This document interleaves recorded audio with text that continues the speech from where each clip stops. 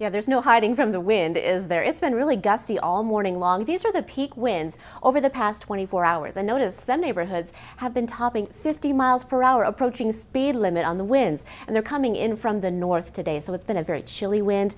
The current gusts are right in the 35 to 45 mile per hour range generally, although we've had a few higher gusts here and there from Marshalltown down through Creston. The winds really don't let up much at all. We'll expect those extreme gusts through about 3 or 4 o'clock. They slowly begin to get better as we head toward midnight. Highs today will be much cooler than they were yesterday, reaching only into the 60s. So that's about 10 degrees chillier than yesterday.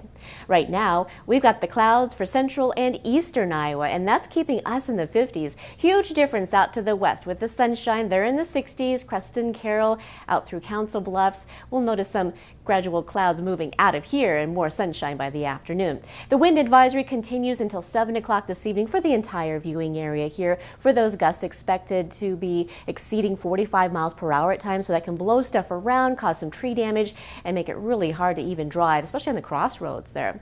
We can see the cloud bank right along I-35 and out to the east. The rain, though, is pretty much out of the state.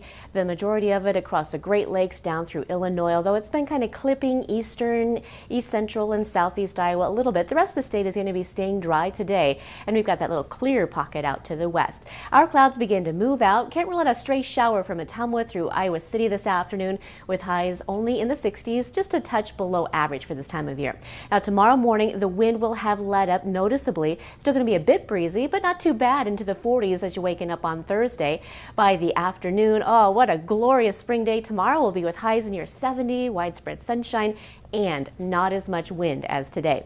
As we head toward Friday morning, we get some clouds coming in. Readings will be in the 40s to start with, and it looks like right now Friday should still be dry and even into the weekend. Oh, you can see the camera shaking. This is the airport sky cam. It is very blustery, dark, low clouds, 55. The north wind at 22, gusting at times over 40 miles per hour, but look how green it is out there. Here is your 8-day forecast. Highs today with all that cold wind coming in only in the 60s, so probably need a sweatshirt or something if your kids are going to be playing out in the yard today. Tomorrow, much better weather, much calmer conditions with highs in the low 70s with sunshine. It will still be a breezy day, just not as extreme of a wind as we have today.